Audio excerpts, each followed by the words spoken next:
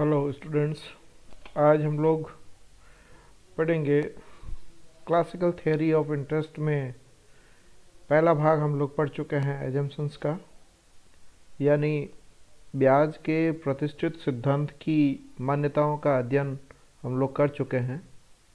आज हम लोग पढ़ेंगे कि पूंजी की मांग और पूंजी की पूर्ति किस प्रकार से निर्धारित की जाती है, क्योंकि इस सिद्धांत की मान्यताओं के अंदर हमने ये देखा था कि ब्याज की दर का निर्धारण पूंजी की मांग और पूंजी की पूर्ति के द्वारा किया जाता है। तो सबसे पहले पूंजी की पूर्ति कैसे होती है।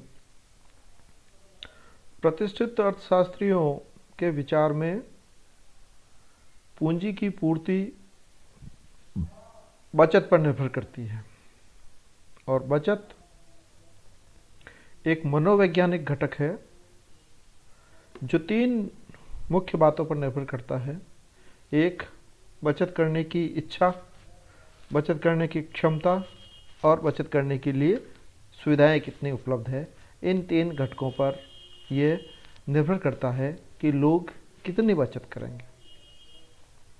बचत से अभिप्राय यह है कि लोग अपने उपभोग खर्च में कितनी कटौती करते हैं। क्योंकि y बराबर सी प्लस एस, अगर सी में कटौती नहीं की जाएगी तो एस बढ़ेगा नहीं। यानी कंजप्शन और सेविंग का योग क्या होता है, टोटल इनकम। अगर हम कंजप्शन में कमी करेंगे तो ही सेविंग को बढ़ा सकते हैं, और किसी कारण से अगर कंजप्शन बढ़ेगा तो सेविंग क्या हो जाएगी, घट जाएगी। तो सेविंग को बढ़ाने का जो उद्देश्य है वो तब पूरा होता है जब हम उपभोग के अंदर कमी करते हैं, या हम अपने वर्तमान उपभोग को कुछ समय के लिए स्थगित कर देते हैं। जिस वस्तु का हम आज उपभोग करेंगे तो आज खर्च हो जाएगा, अगर हम ये चाहते हैं कि 1 वर्ष बाद उपभोग करें इसका, तो वो क्या हुआ, खर्च को स्थगित करना हुआ। इस प्रकार से जो ये बचत होती है इसमें त्याग शामिल होता है या इंतजार, यानी अपनी इच्छा पूर्ति के लिए अगर आप इंतजार करते हैं तो उसके लिए आपको कुछ न कुछ रिवार्ड चाहिए, फल चाहिए, यानी इंतजार का फल चाहिए आपको। जिस वस्तु का उपभोग आप आज कर सकते हैं वह आज नहीं करके कुछ समय बाद करते हैं, यानी अपने उपभोग को कुछ समय के लिए टालते हैं, उपभोग को कुछ समय के लिए स्थगित करते हैं, तो उसके बदले में आपको पारितोषिक चाहिए। उदाहरण के तौर पर अगर ब्याज की दर 5% है और कोई वस्तु जिसका अगर आप आज कंजप्शन करते हैं तो वो 1 रुपये में मिलती है, और अगर आप उसका कंजप्शन 1 वर्ष के लिए टालते हैं तो आपको 1.05 इनकम प्राप्त होनी चाहिए, ताकि आप उसके कंजप्शन को, और केवल तभी ही आप उसके कंजप्शन को 1 वर्ष के लिए टालेंगे। इस प्रकार अगर वर्तमान ब्याज की दर ज़्यादा होगी तो उसकी अवसर लागत भी क्या होगी, ज़्यादा होगी।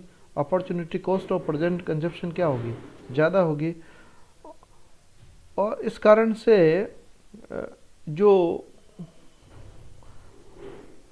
प्रेजेंट इनकम से जो सेविंग होगी वो भी, अगर ब्याज की दर ज़्यादा है तो वो ज़्यादा होगी, और अगर ब्याज की दर कम है तो वो भी कम हो जाएगी।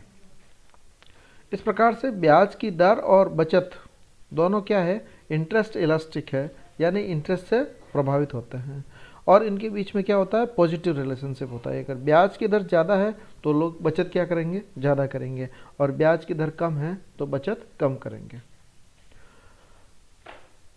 इस प्रकार से अगर हम बचत और ब्याज की दर का कर्व खींचेंगे तो वो धनात्मक ढाल वाला होगा, यानी बाएं से दाएं ऊपर चढ़ती हुई रेखा के रूप में होगा, जो ये इंगित करता है कि अगर ब्याज की दर अधिक है तो सेविंग भी ज़्यादा होगी, और अगर ब्याज की दर कम है तो सेविंग भी कम होगी।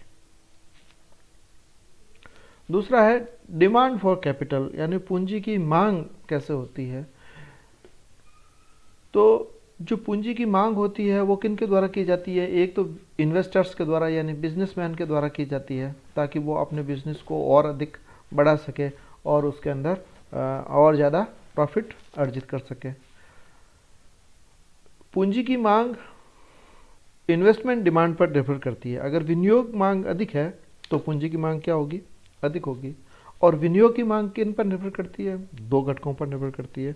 एक, प्रोडक्टिविटी ऑफ कैपिटल यानी पूंजी की उत्पादकता कितनी है।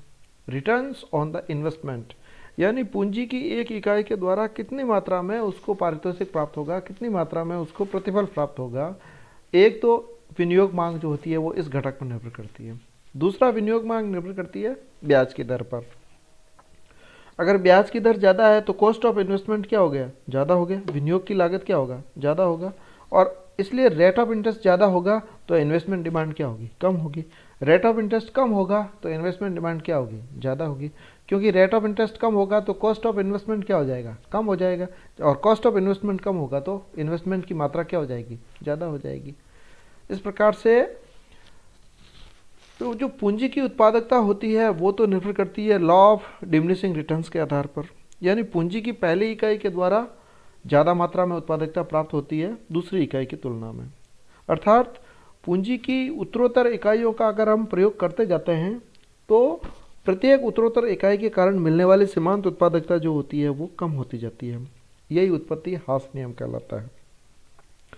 पूंजी की पहली इकाई से उत्पादकता ज़्यादा, फिर उससे दूसरी इकाई से और कम, तीसरी इकाई से और कम, चौथी इकाई से और कम। तो ये तो हो गया प्रोडक्टिविटी का निर्धारण।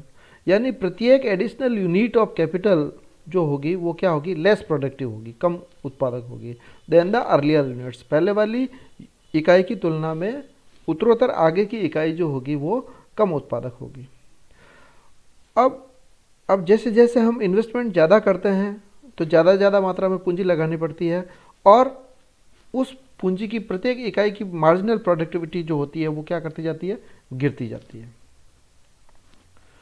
इस अवस्था में एक उत्पादक अपने इन्वेस्टमेंट की प्रक्रिया को तब तक जारी रखता है जब तक कि उस पूंजी की एक इकाई की उत्पादकता ब्याज की दर से अधिक हो।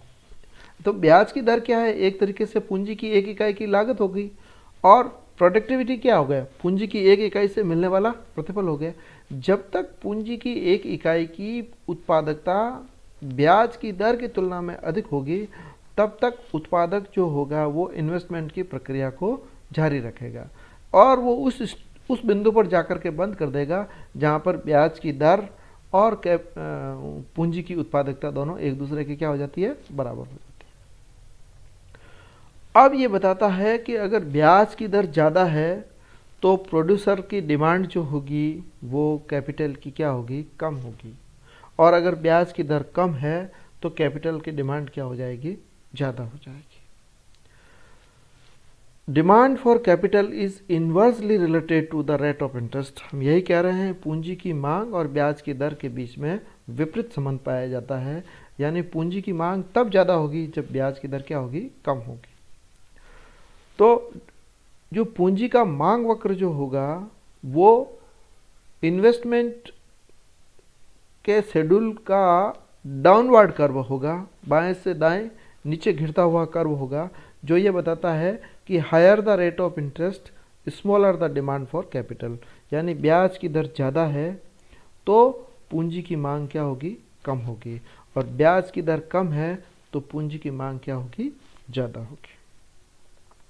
ये इसको रेखा चित्र के द्वारा समझाया जा सकता है।